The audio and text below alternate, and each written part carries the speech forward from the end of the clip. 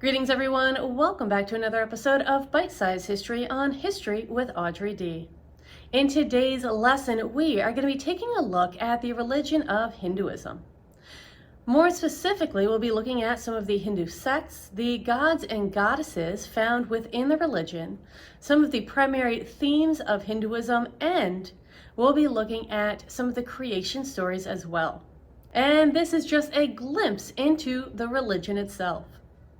If you are enjoying this channel, please make sure you're hitting that like and subscribe button. Also, find me on Instagram as History with Audrey D. Let's go ahead and get into our lesson on Hinduism in ancient India.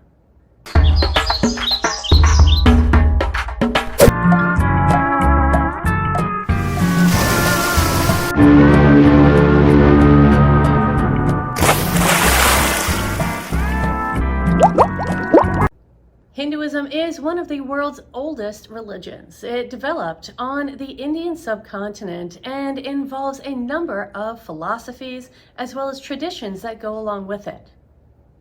Most forms of Hindu are henotheistic, which means they worship a single deity known as Brahman, but still recognize other gods and goddesses.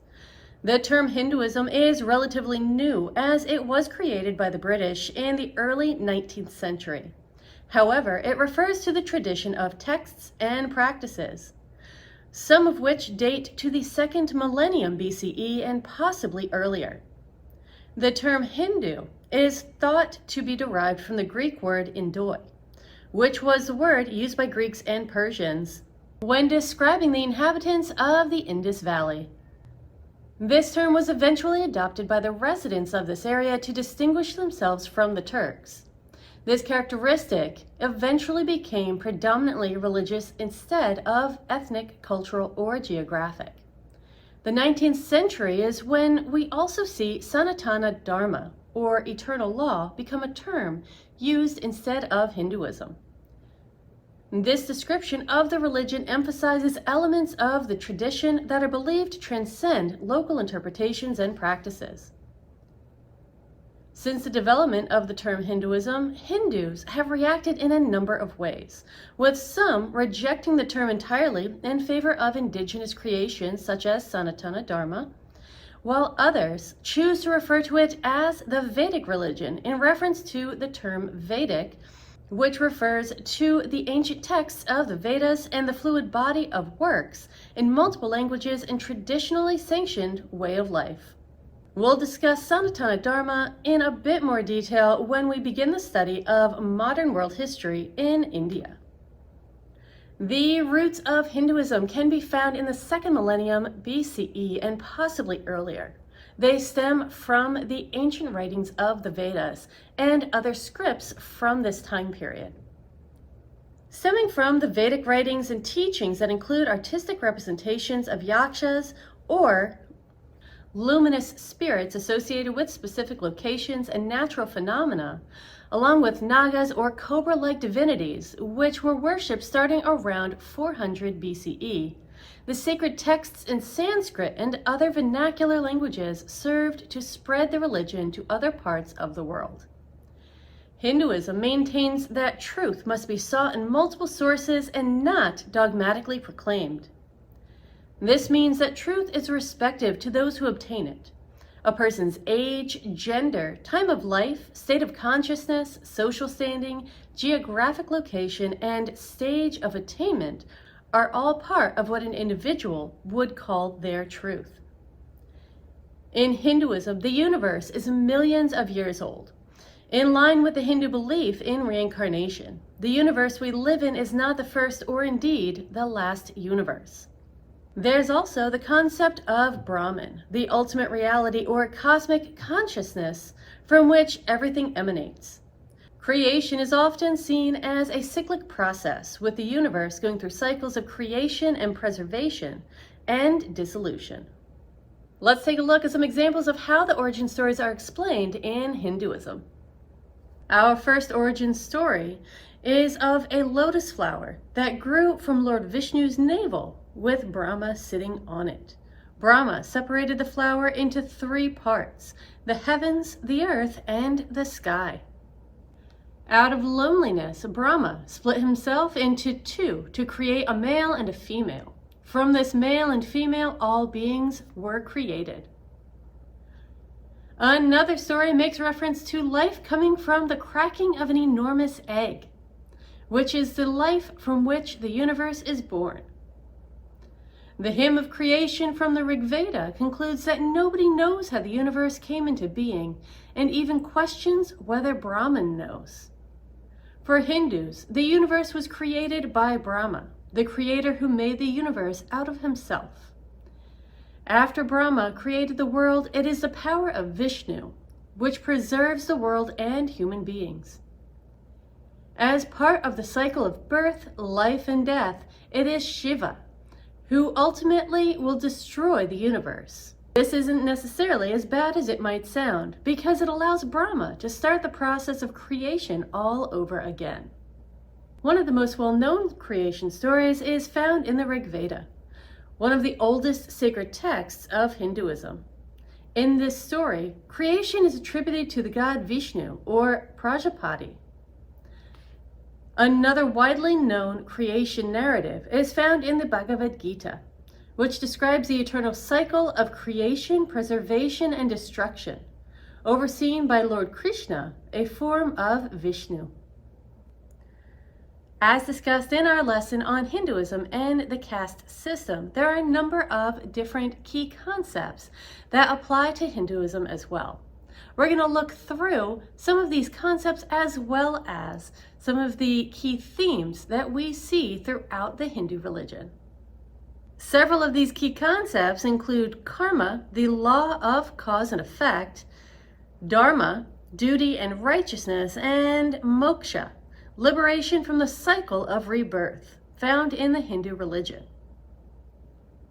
In Hinduism, the concepts of Atman and Brahman are central to understanding the nature of existence and the self. Atman refers to the individual soul or self. It is the innermost essence of an individual and represents their true self beyond the physical body, emotions, and thoughts. Atman is believed to be eternal, unchanging, and indestructible. It is not limited by time, space, or circumstances. The ultimate goal in Hinduism is to realize one's Atman, to understand its connection with the ultimate reality, or Brahman, and to break free from the cycle of birth and death, which is samsara, by achieving moksha, or liberation. We also have Brahman. Brahman is the ultimate reality or cosmic consciousness in Hinduism. It is considered to be the source, sustainer, and essence of everything in the universe. Brahman is often described as formless, infinite, and beyond all attributes. It is beyond human comprehension and transcends all dualities. The goal of spiritual practice in Hinduism is to realize the identity between one's individual Atman and the universal Brahman. This realization is known as Brahman realization or self-realization. Many Hindu scriptures, such as the Upanishads, emphasize the oneness of Atman and Brahman, asserting that when one realizes the true nature of the self, or Atman, they recognize that it is identical to the ultimate reality of Brahman.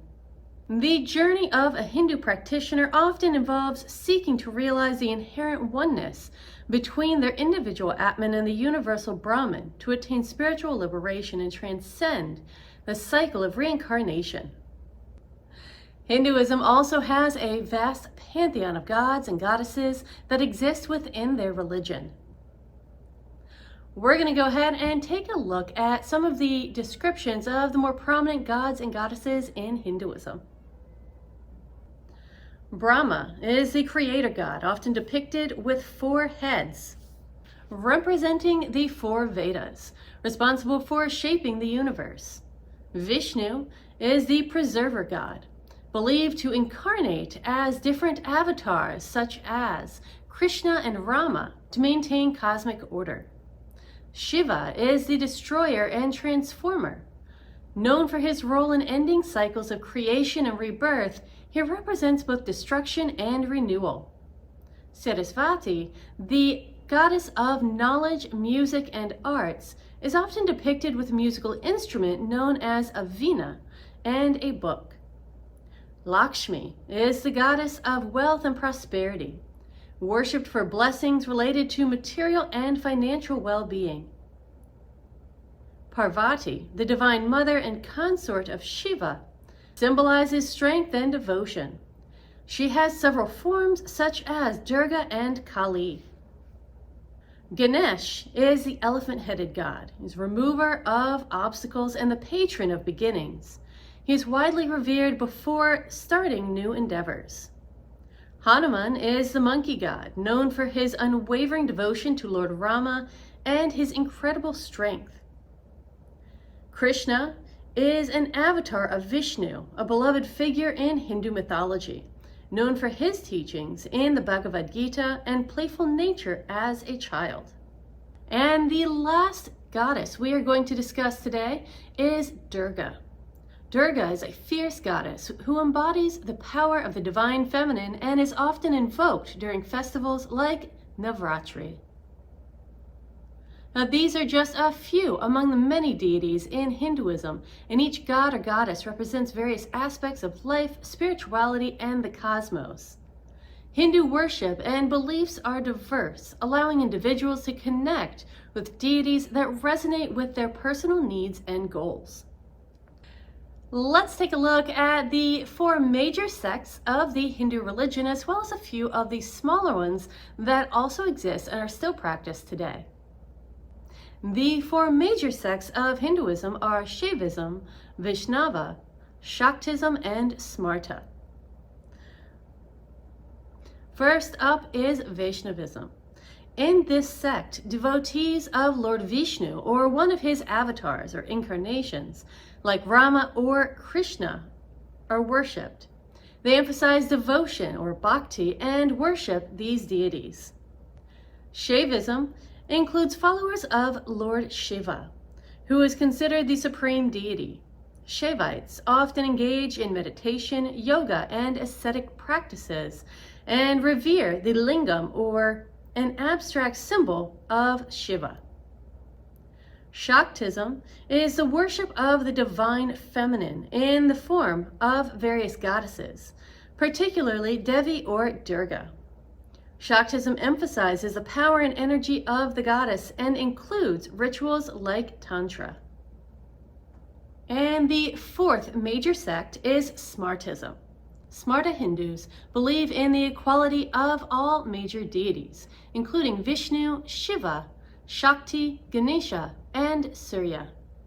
They emphasize religious pluralism and the idea that different paths lead to the same divine truth. Looking at a few of the smaller sects, we have Puranic sects. Now, these sects are often focused on specific Puranas, or ancient texts, and their associated deities.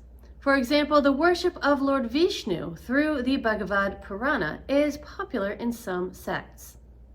There's also the Arya Samaj, a reformist movement founded by Swami Dayananda Sarasvati, emphasizing monotheism, Vedic authority, and social reform. It rejects idol worship and the caste system. There is also the ISKCON, or the Hare Krishna. It's a modern Hindu sect formed by A.C. Bhaktivedanta Swami Prabhupada. It emphasizes devotion to Lord Krishna through chanting the Hare Krishna mantra and follows the Bhagavad Gita. These are just a few examples of the sects and subsects that exist within Hinduism. There are many more, and I do encourage you to look up, research, and find out more about the Hindu religion. That wraps it up for today's episode on Hinduism and its religious basis in gods and goddesses, as well as some of these sects and its core themes. I hope you enjoyed this lesson, and if you did, please make sure you're hitting that like and subscribe button. Also, find me on Instagram as History with Audrey D. You can also support this channel through my art shop on Etsy, as well as my website. The links can be found in the description below, as well as in my bio. Thank you so much for watching, everyone. I will see you in our next lesson.